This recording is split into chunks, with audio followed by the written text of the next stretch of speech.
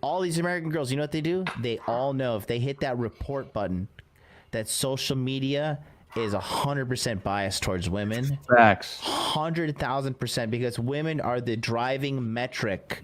Women are the driving metric for a lot of social media. Because again, while I'm out here building my multi-jillion dollar business that I'm gonna have one day, you know what these girls are doing?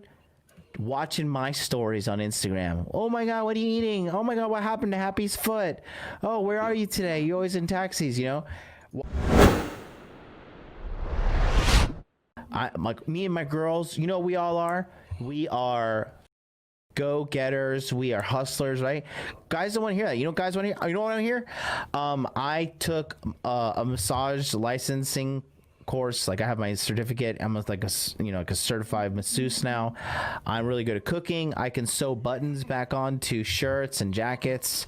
I can groom your little puppy. I know how to train her. I can cut her hair. You know, those are the kind of things I want to hear. I want to hear like servitude things. Like what about you guys in the panel? Like what really gets you going with the girl? Obviously the sexual stuff. She got a big old pair of titties. It's going to be a good time. But, you know, youth is something. Youth is something I like. I mean, youth and beauty and sorry. Go ahead, You go.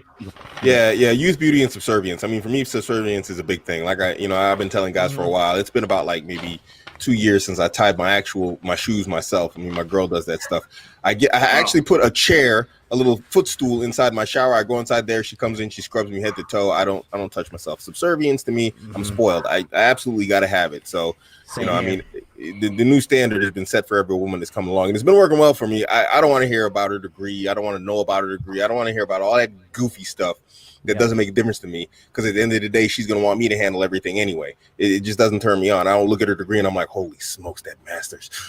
Oh, baby. You know, it don't work for me, you know? Yeah, it just doesn't turn the dial, does it? That's the point. You know, I mean, it's pretty clear what turns the dial for guys, and it tends to be youth and femininity and aesthetic attractiveness, to be honest. And that's not to say that, you know, women can't go and do other things. I mean, of course they can, but you have to look at the realities of what attraction is, and it's the same the other way around, because women also have certain things that she makes it very clear in this video. She's got a whole damn long list of things that she wants men to have, and it cuts both ways.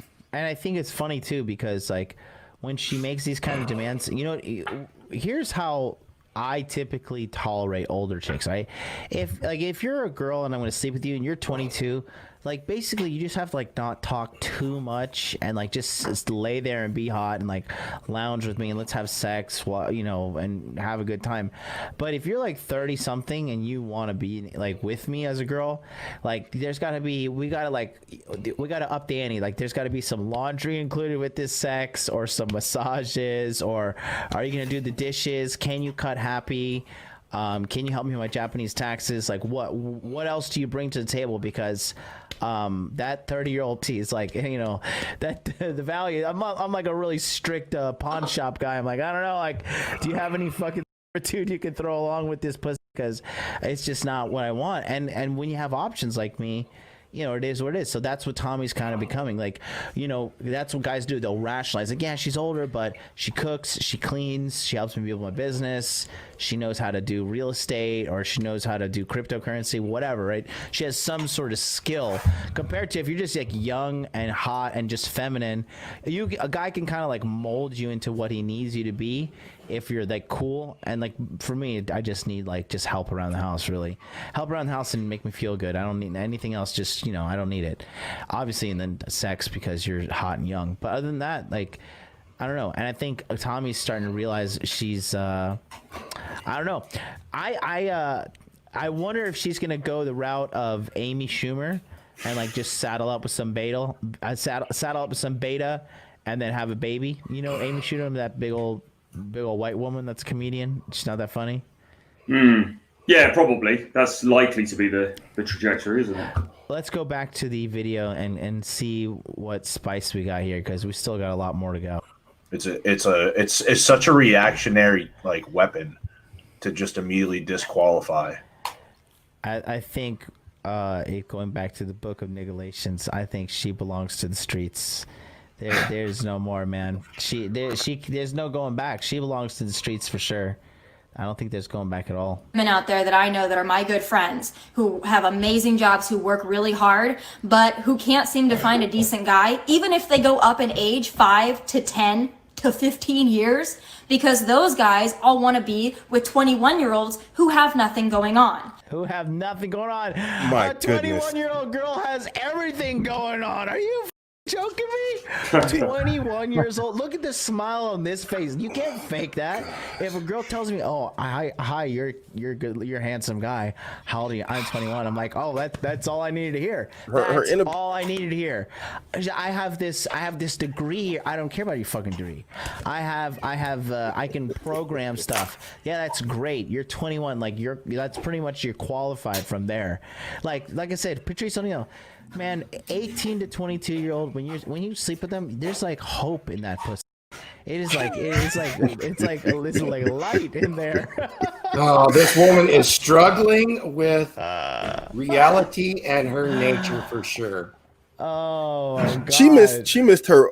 I mean, she literally answered herself right there in that conversation. She said, "All my friends are hardworking and can't find a guy. And then these 21-year-olds have nothing going on." Well, that's why they can't find a guy, because the 21-year-olds are doing what they're supposed to be doing, just sitting around being pretty and doing nothing else. And her friends are out working hard. Nobody wants. I was talking to this girl. It's to say, all she does is work. It took me like 2 weeks to actually get a phone call with her, just because she was literally working so much. In between then, I talked to so many women in between then. Of course, they can't find anybody, because nobody wants to date or be together with a workaholic. Yep. No man wants to date a busy woman, because I want to phone you up and be like, "Yo, I'm phoning you now because I want you to come over." She's like, "I have this proposal." I don't give a about your proposal. I really don't. Like, I care about the truth. you. It's the truth of the Matrix. Yeah, absolutely. I care about her servicing me and taking care of me, and that's where me and Mr. Abu American are on the same wavelength. Man, I sit down on the edge of my bathroom. I sit down in the broom, and I just sit there. And Miss MLD that picks me up like a little orangutan, like washes me and washes my long ass arms and my head and does it all. I don't do anything, and then I just get out. I dry myself off and get back to building my badass dynasty. But until Asia then, for the like, win. you know what I mean? And she enjoys it. She does. She watches. She's like, "Oh, you're getting weight. You're losing weight, or your skin's clearing up." Because sometimes when I sweat too much in the gym, sometimes I get some back knee, and so she washes up the back and everything for me. And she says, "Hey, we're making progress." She said today, "Your hair's looking good. We're because I had some dandruff and it's all gone now." So she's there's power in that for her. Yeah, she's keeping tabs on me. I'm not even keeping track of my biomarkers. She's doing it all. She's my personal assistant, and guess what? That's why she's still with me. Yep. I don't care if she's hot anymore. I care about, what hotness is for a high value man? Obedience, servitude, and First mate, not a partner. exactly. And the biggest problem with Tommy is her fucking insufferable ego. That ego, Tommy, makes you, as a woman, makes you unlovable. I'm sorry, you are hard to love with that ego like that. Who is gonna? What man with the self-esteem is gonna tolerate that?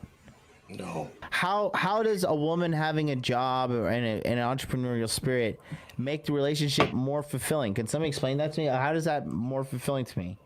I like when I fucking come so hard, like I fart.